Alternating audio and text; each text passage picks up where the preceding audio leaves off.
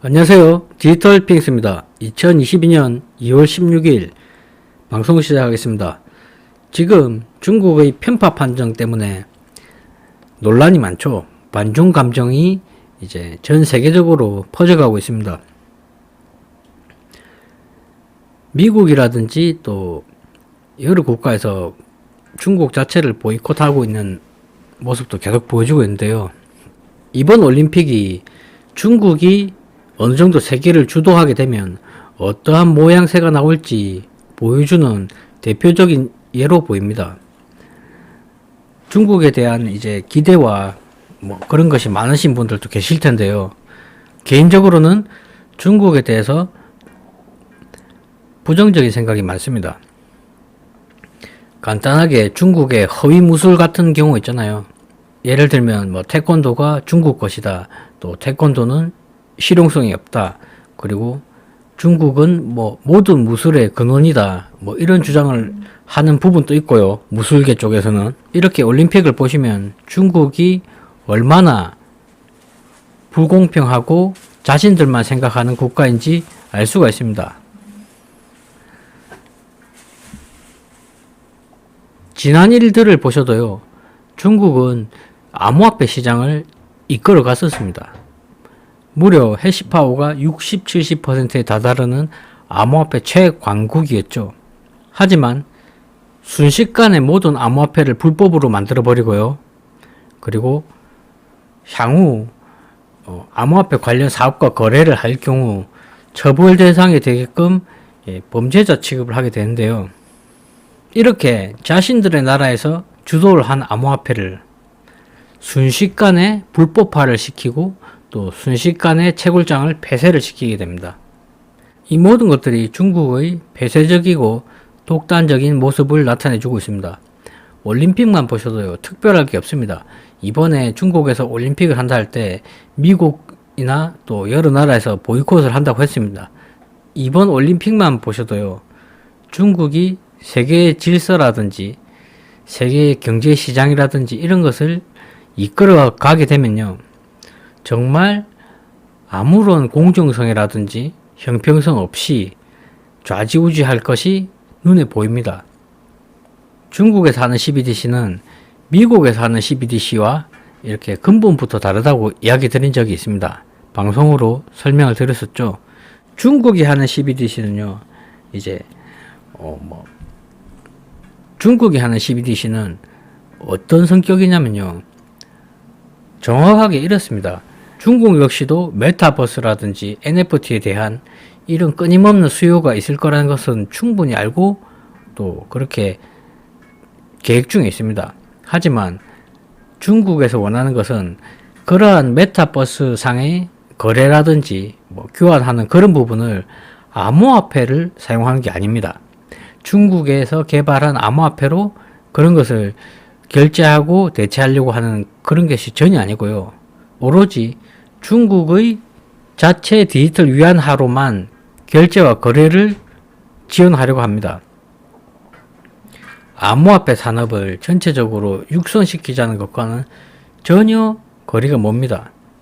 그래서 중국은 모든 암호화폐 거래를 불법화시키고 그와 동시에 메타버스 상이라든지 NFT 상 이렇게 거래를 할 수 있는 부분을 디지털 위안화로만 결제할 수 있게끔 그렇게 환경을 조성을 하는 것입니다. 이것은 중국 자체적으로만 해도요, 중국의 인구가 워낙 많다 보니까요, 또 자신들만의 큰 시장을 충분히 만들어갈 수 있는 여력이 있습니다. 중국에 대한 기대를 많이 하신데요, 중국은 암호화폐 거래는 물론 해외 암호화폐 거래소의 중국인 대상 거래 서비스 제공 등 모든 사업이 금지될 것입니다. 그리고 추후에는 이제 몇 달, 몇 년이 지나고 나면요, 중국 내에서 암호화폐 관련 사업과 거래를 할 경우 처벌 대상으로 정확하게 명시하고 있습니다. 자, 이렇게 명시를 하고 있지만 또 다시 바꿀 수 있겠죠. 암호화폐 허용한다고 바꿀 수도 있겠죠. 하지만 중국은 정말 큰 목표가 있습니다. 자신들만의 세상을 꿈꾸고 있는 겁니다. 자신들만의 CBDC로 자신들만의 디지털 위안화로 모든 기존의 암호화폐에서 거래할 수 있었던 그런 내용들을 디지털 위안화로 대체하려고 하는 것입니다. 워낙 인구가 많다 보니까요. 이것이 어느 정도 충분히 가능합니다. 중국의 이러한 행태는요. NFT 시장이라든지 메타버스 상에 이런 영역을 많이 확장해가는 부분에 있어서요. 암호화폐로 기존의 암호화폐나 또 새로운 암호화폐로 결제할 수 있는 부분을 디지털 위안화로 다 대체하게 된다면 상대적으로 기존 암호화폐 결제 비중이 줄어드는 것입니다. 물론 중국인을 제외하고 또 이렇게 활성화가 될 수는 있겠죠. 기존의 암호화폐나 신생 암호화폐가요. 하지만 중국의 전체적인 모양새는요. 모든 것을 디지털 위안화로 대체하는 게 목표입니다. 그것을 아셔야 됩니다. 많은 분들이 그냥 쉽게 넘어가시는데요. 중국은 이런 언론 보도를 이미 했습니다.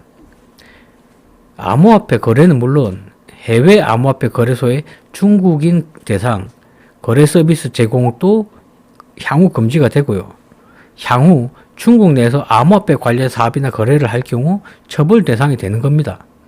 이런 전제 조건을 다 깔아놓고 중국이 CBDC를 이렇게 본격적으로 한다고 내놓은 것은 결국 암호화폐 시장을 중국 내에서 죽이고 그 모든 암호화폐가 차지했던 비중을 중국의 디지털 위안화로 대체하려고 하는 것이 중국의 큰 그림인 것입니다.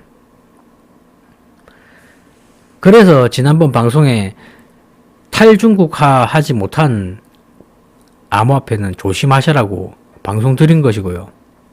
참 쉽게 그냥 이런 뉴스를 지나가시는데요. 이러한 기조는 쉽게 변하지 않습니다. 불과 1년도 되기 전인 기간에 중국은 이 해시 파워가요. 무려 60에서 70%였습니다. 지금 순식간에 아주 단시간에 현재 해시 파워는 0%입니다. 이것을 다시 되돌리기는 힘듭니다. 이미 중국은 비트코인이나 이런 암호화폐에 대해서 손을 놓은 겁니다. 손을 놓고 규제로서 이렇게 손을 놓고 또 암호화폐를 거래를 못하게끔 이렇게 법률적으로 계속 강경한 조치를 취하고 있습니다. 이런데도 중국 코인을 추천하고 중국 코인 좋다고 하면 정말 그것은 저는 잘못된 생각이라고 얘기 드리고 싶습니다. 물론 단기적인 호재나 세력들의 들어올림으로 인해서 가격 상승은 있을 수가 있습니다. 하지만 정말 조심하셔야 돼요. 그래서 저번 방송에도 얘기 드렸다시피 확실하게 어느 정도 탈중국화된 코인은 몰라도 탈중국화하지 않은 코인은 조심하라고 얘기 드리는 게 그겁니다. 이번 중국에서 개최한 올림픽을 보시면요. 안 봐도 사실 내용은 뻔했습니다. 미국에서 이미 보이콧을 했고요. 그렇게 되면 중국에서 마음대로 좌지우지할 것이란 것은 안 봐도 뻔한 내용이었고요. 저는 중국의 이러한 편파 판정에 대한 소식을 들으면서 정말 XRP와 SEC 생각이 많이 났습니다.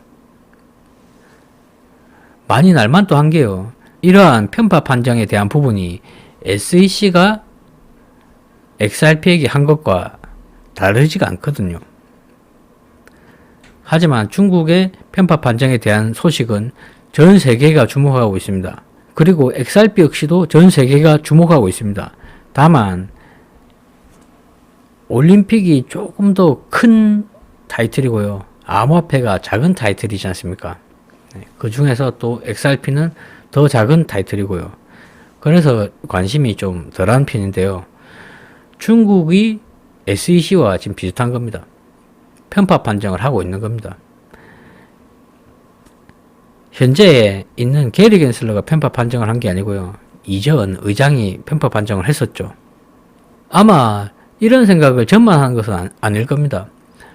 중국의 이러한 편파 판정들이 전 세계 사람들은 안 좋게 보고 이제 중국에 대해서 조금 더 반중 감정을 많이 가지게 되는데요. 저 역시도 크게 다르지 않습니다. 누가 봐도 편파 판정이거든요. 누가 봐도 잘못했고요. 누가 봐도 독단적이고요. 이러한 부분이 SEC와 크게 다르지 않은 겁니다. SEC 역시도 미국 내에서 강력한 기관 아닙니까? 중국 역시도 전 세계에서 강력한 국가 아닙니까? 그래서 미국의 의원들이 SEC만 이렇게 힘을 가지지 말고 CFTC와도 나눠 가져라 하는 얘기가 이런 부분에서도 있고요. 중국만 봐도 안 그렇습니까? 저렇게 중국이 완전 독단적으로 올림픽을 개최하고 이렇게 심판에 대한 뭐 로비라든지 뭘 했는지는 몰라도 이렇게 컨트롤하게 되면 정말 사람들은 이렇게 올림픽에 대한 관심 자체가 떨어집니다. 그리고 다음번에 또 중국이 개최를 한다 하면 별로 보고 싶은 사람들도 별로 없을 겁니다. 왜냐? 이미 편파 판정을 한 곳이기 때문이죠. 이러한 편파 판정은 올림픽뿐만 아니라요. 무술이라든지 뭐 복싱 거의 뭐 모든 분야에서 중국은 저러한 편파 판정으로 유명합니다. 이러한 행태가 지금 미국 내의 SEC에게도 지금 벌어지고 있는 겁니다. 하지만 저러한 편파 판정은 중국뿐만이 아닙니다. 그리고 이렇게 올림픽을 제외한 또 다른 모든 분야에서 이러한 편파 판정들이 일어나고 있습니다. 저희는 지금 투자를 하는 사람들이잖아요. 거기서 또 암호화폐를 더 집중적으로 투자하고 또 여기서 더 깊게 들어가자면 XRP를 좀 많이 응원하시는 분들 아닙니까? 이렇게 편파 판정을 하고 불합리한 모습들을 계속 보여주게 되면 사람들이 관심이 떨어집니다.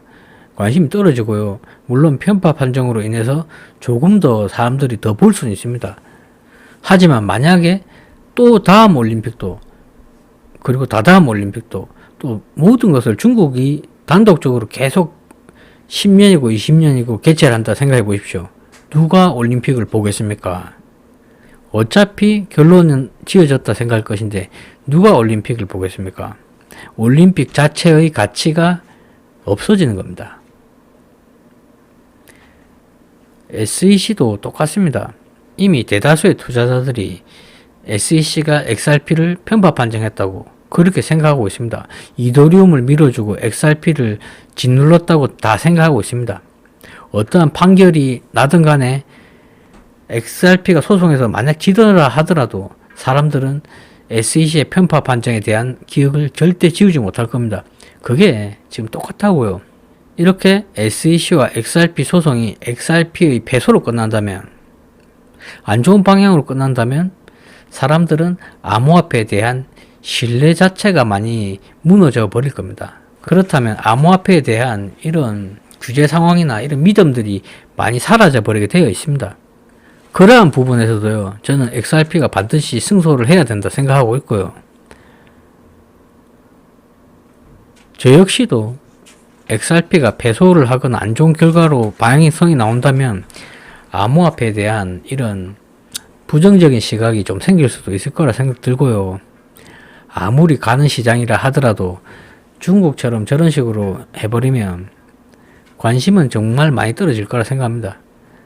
저는 그래서 XRP와 SEC 소송에서 XRP가 확실하게 승리를 할 것이라 생각하고요. 거기에 대한 근거들은 제가 영상으로 많이 제작을 해놨습니다. 간단하게 원화 차트 한번 보고 방송을 마무리하겠습니다. XRP는 어느 정도 상승세를 2017년 12월과 그리고 2018년 1월에 이렇게 거침없는 상승을 보여줬고요. 그리고 조정이 있은 후 몇 년 동안 이제 사람들에게 실망감을 안겨주고 또 다시 어느 정도 시세를 분출하는 게 2020년 11월입니다. 자, 그리고 거의 XRP 자체가 이 최근의 기록을 보시면 올렸던 만큼 다 뺍니다. 계속 보셔도 올렸던 만큼 다 빼고요. 거의 올린 만큼 다 빼는 모습만 보여주고 있거든요.